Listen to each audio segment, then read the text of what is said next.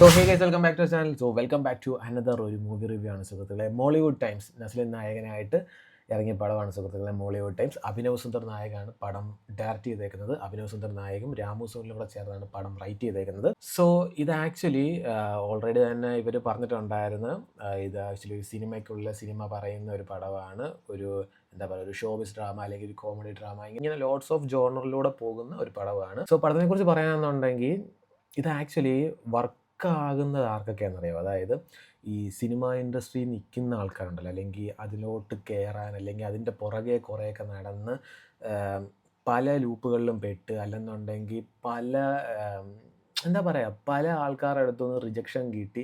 I mean സിനിമയുടെ പുറകെ നടക്കുന്നത്, അല്ലെങ്കിൽ അതിപ്പോൾ ഒരു പ്രൊഡ്യൂസറായിട്ടായിക്കോട്ടെ, അല്ലെങ്കിൽ ഒരു ഡയറക്ഷൻ ആയിക്കോട്ടെ, അല്ലെന്നുണ്ടെങ്കിൽ സ്റ്റോറി റൈറ്ററായിട്ടായിക്കോട്ടെ, അല്ലെങ്കിൽ അഭിനയിക്കാനായിക്കോട്ടെ, ഇങ്ങനെ സിനിമയുടെ മേഖലയിലോട്ട് എത്തിപ്പെടാൻ, അല്ലെങ്കിൽ അതിനകത്ത് എത്തിയിട്ട് ലൂപ്പിനകത്ത് പെട്ടുപോകുന്ന കുറച്ച് ആൾക്കാരുണ്ടല്ലോ, അല്ലെങ്കിൽ പോട്ടെ പകുതി വഴിക്ക് വെച്ച് ആ സ്വപ്നങ്ങൾ ഉപേക്ഷിച്ചിട്ട് പോകുന്ന ആൾക്കാർ.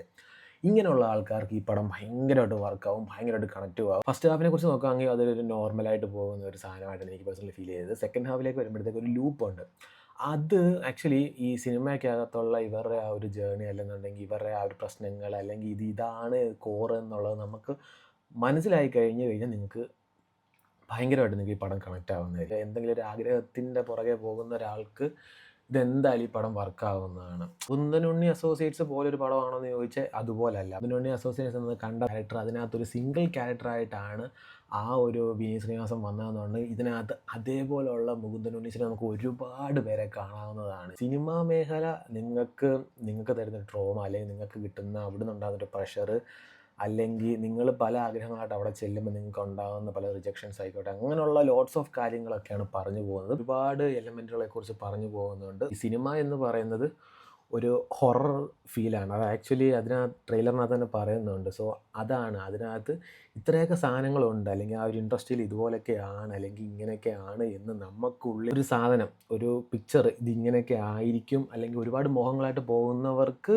ഇതിങ്ങനെയൊക്കെ അവിടെ സംഭവങ്ങളൊക്കെ ഉണ്ട് എന്നുള്ളതൊക്കെ പറഞ്ഞ് മനസ്സിലാക്കി തരുന്ന ഒരു പടമാണ്. പിന്നെ അതുപോലെ ഇതിനകത്ത് കാണിക്കുന്ന വേറൊരു കാര്യം എന്ന് വെച്ച് കഴിഞ്ഞാൽ, വാഗ്ദാനങ്ങൾ തരുന്ന ആൾക്കാരുണ്ടല്ലോ, അതായത് നിങ്ങളെ കൊണ്ട് സാധിക്കും, അല്ലെങ്കിൽ നിങ്ങൾക്ക് ഞാൻ പിന്തുണ തരാം, ഇങ്ങനെയൊക്കെ പറയുന്ന ആൾക്കാരും, പിന്നെ ഇതേ ആൾക്കാർ തന്നെ നമുക്ക് പിന്നിൽ നിന്ന് പണിയുന്ന ആൾക്കാരും, അല്ലെന്നുണ്ടെങ്കിൽ നീയൊന്നും ഒരു കാലത്തും കയറി വരുന്നില്ല, ഇവിടെ ഞങ്ങളൊക്കെ മതി എന്ന് പറയുന്ന കുറേ ടീംസ് ഉണ്ടല്ലോ. അത് എല്ലാ ഫീൽഡിലും ഉള്ളതാണ്.